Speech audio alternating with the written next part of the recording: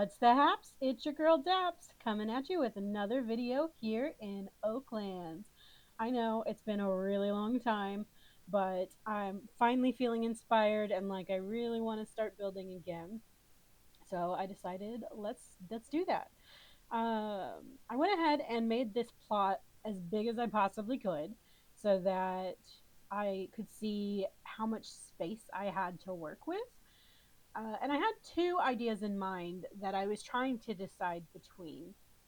So, one of them is like a big tree with sort of an arch underneath it for the car, and then I was going to just build up inside the tree a little like sort of fairy wonderland.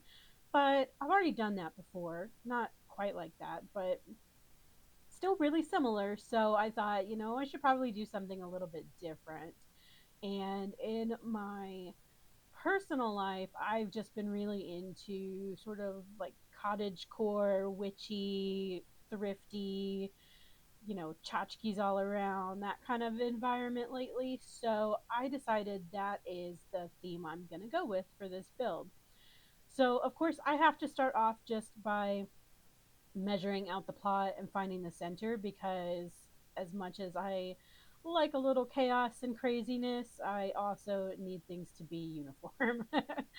So I always every time I start out on a new plot, I will build out the line of I want to say it's what, like 90 90 20, so it's 200 blocks going across, and then I will copy all of those and rotate them so that I can find the center of the plot. It just makes me feel better. I like having the uniformity of knowing exactly where the center spot is on the map. And if you watched my Daps Realm of Wonders, you know I did that there as well. So, um, since I decided to not go with the tree idea and to go with the cottage core idea, I sort of had the thought that I would do multiple little cottage houses and kind of bring together, almost like a commune or a compound or like a family living together on the same plot of land, but in different houses, that sort of vibe. And then I want to do like a big, uh, what's it called? A big fire pit type thing in the center that's supposed to be like the community area, where you could all kind of gather together in your own like fun fire pit at night, hanging out together type of thing. So overall, I'm thinking like gardeny type stuff all around, lots of plants, cute little houses. But in this episode, we are just mapping out the base space, if you will, and then getting to start on sort of a frame for the first house and where I want the first house to go. So, of course, I realize this being a brand new plot, I have zero schematics, so I can't actually start building much without the shapes. So, I am going to run off and get all of the different shapes that I need to help start build the house, and then I'll catch back up with you here in just a minute.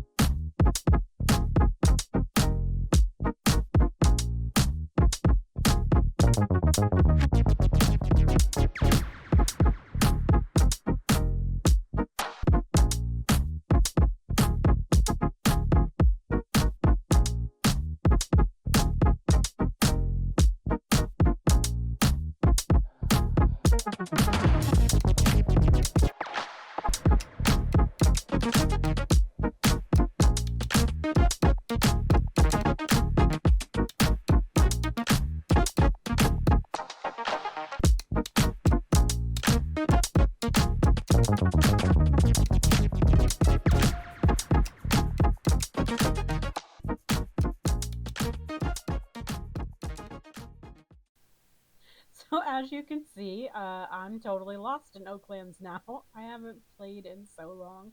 It took me forever to find my way to Illumined Designs. I absolutely love what the devs have done. It's just as a original player, oh my gosh, I'm so lost. I'll get there though. I'll get there.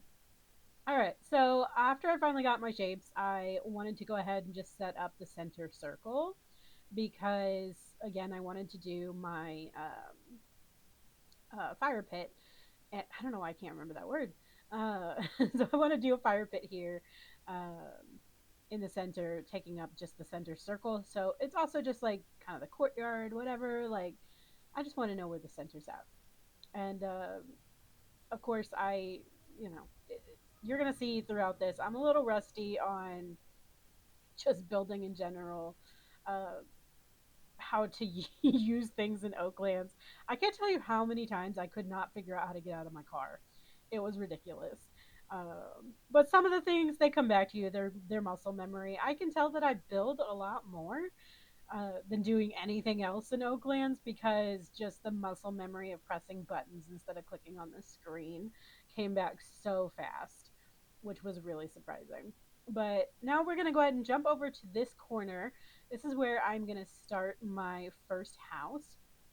And I will go ahead and throw up a uh, sort of an inspiration shot for you on the screen so you can see what my inspiration for this is. But I didn't really look at it until I got to the front of the house.